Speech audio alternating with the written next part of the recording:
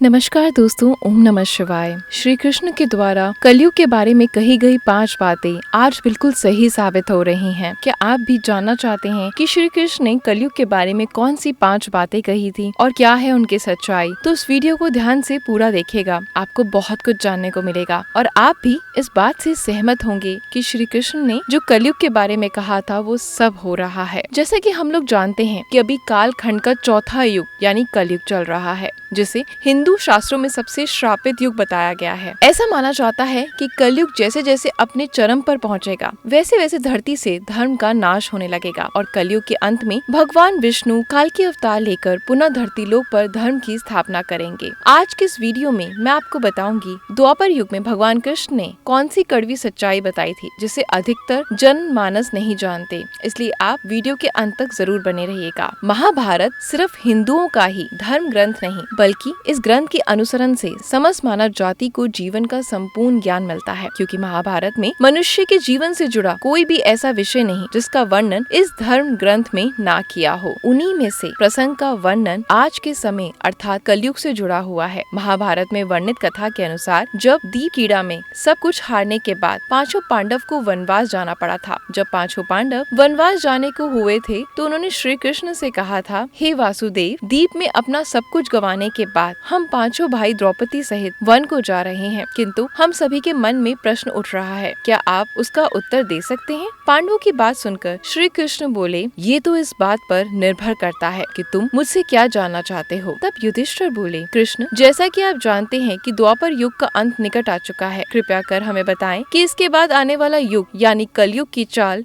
या गति क्या होगी और इस युग के मनुष्य कैसे होंगे। युधिष्ठिर के मुख से ये प्रश्न सुनकर श्री कृष्ण बोले, तुम पांचों भाई वन को जाओ और जो कुछ भी दिखे वो आकर मुझे बतलाना, फिर मैं तुम्हारे प्रश्नों का जवाब दे पाऊंगा। उसके बाद श्री कृष्ण के कहे अनुसार पांचों भाई वन की ओर प्रस्थान कर गए। फिर वन में पहुंचकर पांचों भाइयों ने जो देखा उसे देखकर वो आश्चर्यचकित रह गए और फिर शाम को आकर पांचों पांडवों ने एक एक कर कृष्ण को बताया कि उन्होंने क्या देखा। युधिष्ठिर ने कहा कि जब हम सभी वन पहुँचे तो सभी अलग अलग दिशाओं में भ्रमण करने लगे। तब मैंने देखा कि एक हाथी के 2 सूर हैं और ये देखकर मेरे आश्चर्य का ठिकाना ना रहा। फिर अर्जुन ने बताया कि हे वासुदेव, मैंने देखा एक पक्षी को जिसके पंखों पर वेद की ऋचाएं लिखी हुई हैं, लेकिन वह मरे हुए जानवर का मांस खा रहा है। फिर अर्जुन के बाद भीम ने भी श्री कृष्ण को बताया कि हे श्री कृष्ण, मैंने देखा एक गाय ने बछड़े को जन्म दिया और जन्म के बाद वह बछड़े को इतना चाट रही थी कि बछड़ा लहूलुहान हो गया था, जिसे देखकर मैं बहुत हैरान हो गया। भला कोई माता अपने बच्चों के साथ ऐसा कैसे कर सकती है। उसके बाद श्री कृष्ण ने सहदेव से पूछा, सहदेव, तुम बताओ तुमने वन में क्या देखा। तब सहदेव श्री कृष्ण से बोले, हे वासुदेव, मैंने वन में देखा कि एक जगह 6-7 कुएं हैं और आसपास के कुओं में पानी है, किंतु बीच का कुआं खाली है।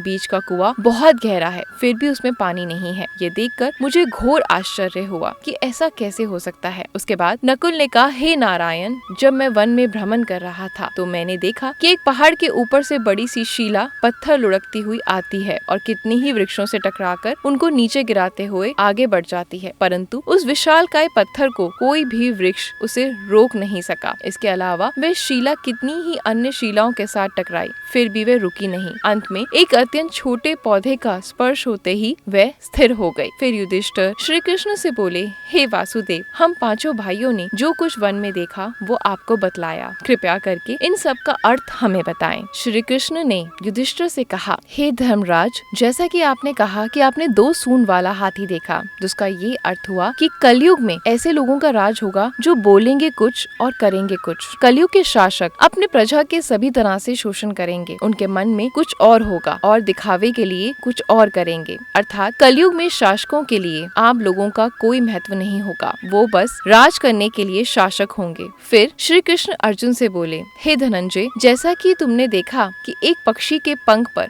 वेद की ऋचाएं लिखी हुई हैं, लेकिन वह मरे हुए जानवर का मांस खा रहा है, जिसका अर्थ ये हुआ कि कलयुग में ऐसे लोग होंगे जो बड़े ज्ञानी और ध्यानी कहलाएंगे, किंतु उनके आचरण राक्षसी होंगे। कलयुग में लोग पंडित और विद्वान कहलाएंगे, किंतु ये विचार चलता रहेगा कि कोई मरे तो उसकी सारी संपत्ति उसके नाम हो जाए। अर्थात कलयुग के मनुष्य धन और संपत्ति के लोभी होंगे, भले ही उनके पास कितना भी धन और ज्ञान क्यों ना हो। इसके अलावा अर्जुन, कलयुग में हर जाति धर्म के प्रमुख पद पर बैठे लोग विचार करेंगे कि कब कोई किसी पद से हटे और हम उस पर विराजमान हो जाएं। कलयुग में ऐसे घोर अपराधियों की संख्या बहुत होगी, कोई विरला ही होगा जो संत पुरुष होगा। अर्जुन के बाद श्री कृष्ण भीम से बोले, गदाधर, जैसा कि तुमने देखा कि एक गाय अपने बछड़े को इतना चाट रही थी कि बछड़ा लहूलुहान हो गया था। अर्थात कलयुग की माता अपनी संतानों पर इतना प्यार बरसाएंगी कि बच्चों को खुद का विकास करने का मौका ही नहीं मिलेगा, जिसके कारण मोह माया में पड़कर वे बर्बाद हो जाएंगे। इसके अलावा किसी का बेटा घर छोड़कर साधु बनेगा तो हजारों व्यक्ति दर्शन करेंगे, किंतु जब उसी साधु का अपना बेटा साधु बनेगा तो वो रोएंगे कि मेरे बेटे का क्या होगा। इतनी सारी ममता होगी कि उस मोह माया और परिवार में ही बंद कर रह जाएंगे और उसका जीवन वहीं खत्म हो जाएगा। अंत में बेचारा अनाथ होकर मरेगा। भीम श्री कृष्ण के जवाब से संतुष्ट हो गए। तब भगवान श्री कृष्ण ने सहदेव से कहा, सहदेव, जैसा कि तुमने बताया कि तुमने वन में 5-7 भरे कुओं के बीच में एक कुआं एकदम खाली देखा, जिसका अर्थ ये हुआ कि कलयुग में पैसे वाले अर्थात धनी लोग अपनी पुत्र के विवाह या फिर आलीशान भवन बनाने में लाखों रुपया खर्च कर देंगे, परंतु उनके पड़ोस में ही यदि कोई भूखा या प्यासा मर रहा होगा तो वह उसकी सहायता नहीं करेंगे,